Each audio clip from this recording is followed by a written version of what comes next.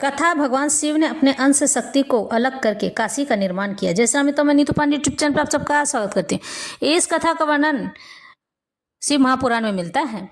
कहते हैं कि भगवान शिव ने ही शक्ति को उत्पन्न किया था, यानी कि जब श्री हरि से शिव अलग हुए थे तो इन दोनों के बीच में एक ऊर्जा शक्ति थी जो थी शक्ति। इस शक्ति को केवल शिव ही अलग कर सकते थे, क्योंकि भगवान शिव संहारक के देवता हैं और इसी कारण से उन्होंने अपने अंश से ही शक्ति को अलग किया, जो कि आदि शक्ति कहलाए।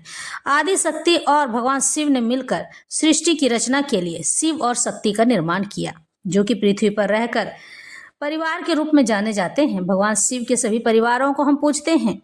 ये वही परिवार हैं जो सृष्टि की रचना में सहायक होते हैं और हमारी पृथ्वी का पालन करने के लिए भगवान विष्णु को निर्मित किया गया है। यानी कि श्री हरि अलग हैं, भगवान विष्णु अलग हैं। भगवान विष्णु भगवान शिव से आदि शक्ति जिस समय अलग हुई थी तो भगवान शिव के बाएं हिस्से से भगवान विष्णु की उत्पत्ति हुई थी। इस तरह से यह कथा आरंभ करते सूत जी कहते हैं, मुनिवरों, अब मैं काशी के विश्वेश्वर नामक ज्योतिर्लिंग का महात्म्य बताऊंगा, जो महापातकों का भी नाश करने वाला है। तुम लोग सुनो। इस भूतल पर, पृथ्वी पर जो कोई भी वस्तु दृष्टि गोचर होती है, दिखाई देती है, वह सच्चिदानंद स्वरूप निर्विकार एवं सनातन ब्रह्म रूप है। अपने कैवल्य अद्वैत भाव में ही रमने वाले उन अद्वितीय परमात्मा में कभी एक से दो हो जाने की इच्छा जागृत हुई। फिर वे ही परमात्मा सद्गुण रूप में प्रकट हो शिव कहलाए। वे शिव ही पुरुष और स्त्री दो रूपों में प्रकट हो गए। उनमें जो पुरुष था उसका शिव नाम हुआ और जो स्त्री हुई उसे शक्ति कहते हैं। उन सच्चिदानंद स्वरूप शिव और शक्ति ने स्वयं अदृष्ट रहकर, यानी कि जो दिखाई न देता हो, स्वभाव से ही दो चेतना, प्रकृति और पुरुष की सृष्टि की सब मुनिवरों रचना की। उन दोनों माता पिताओं को उस समय सामने न देखकर वे दोनों प्रकृति और पुरुष महान संशय में पड़ गए, दुख में पड़ गए। उस समय निर्गुण परमात्मा से आकाशवाणी प्रकट हुई, तुम दोनों को तपस्या करनी चाहिए, फिर तुमसे परम उत्तम सृष्टि का विस्तार होगा। वे प्रकृति और पुरुष बोले, हे प्रभु शिव, तपस्या के लिए तो कोई स्थान है ही नहीं, फिर हम दोनों इस समय कहाँ स्थित होकर आपकी आज्ञा के अनुसार तप करें। तब निर्गुण शिव ने तेज के सारभूत 5 कोस लंबे चौड़े शुभ एवं सुंदर नगर का निर्माण किया, जो उनका अपना ही स्वरूप था। वह सभी आवश्यक उपकरणों से युक्त था। उस नगर का निर्माण करके उन्होंने उसे उन दोनों के लिए भेजा। वह नगर आकाश में पुरुष के समीप आकर स्थित हो गया। तब पुरुष श्री हरि ने उस नगर में स्थित हो सृष्टि की कामना से शिव का ध्यान करते हुए बहुत वर्षों तक तप किया। उस समय परिश्रम के कारण उनके शरीर से श्वेत यानी सफेद जल की अनेक धाराएं प्रकट हुई, जिनसे सारा शून्य आकाश व्याप्त हो गया। वहां दूसरा कुछ भी दिखाई नहीं देता था। उसे देखकर भगवान विष्णु मन ही मन बोल उठे, यह कैसी अद्भुत वस्तु दिखाई देती है। उस समय इस आश्चर्य को देखकर उन्होंने अपना सिर हिलाया, जिससे उन प्रभु के सामने ही उनके एक कान से मणि गिर पड़ी।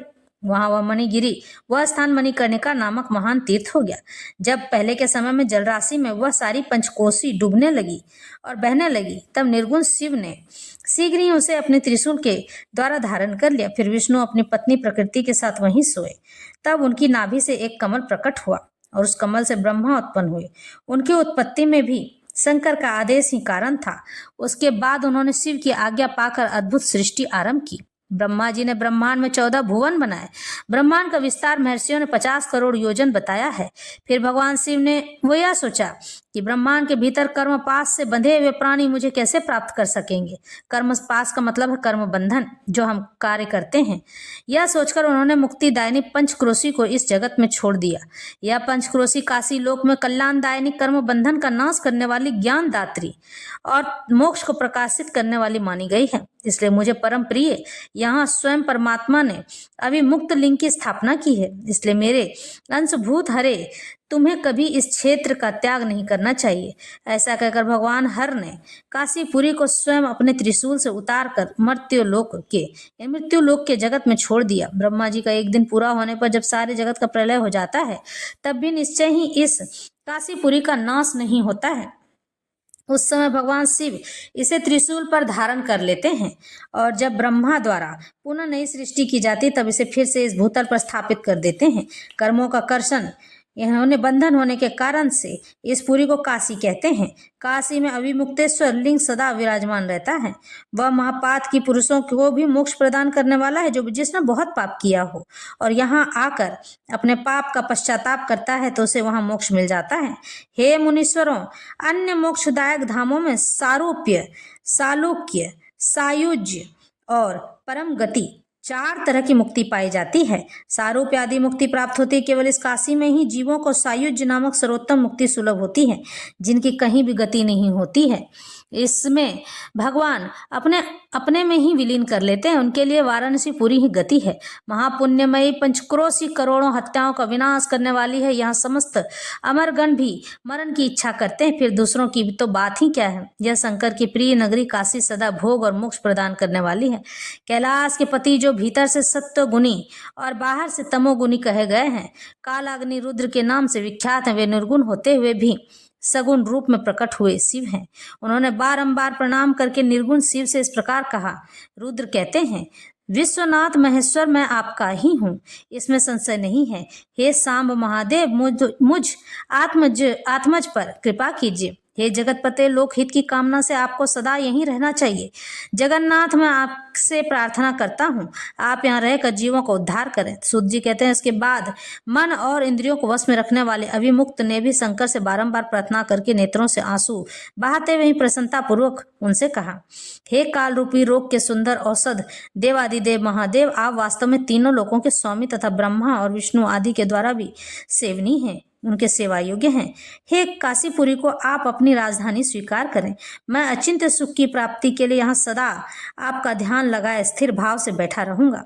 आप ही मुक्ति देने वाले तथा संपूर्ण कामनाओं के पूरक हैं, दूसरा कोई नहीं। अतः आप परोपकार के लिए उमा सहित सदा यहाँ विराजमान रहें।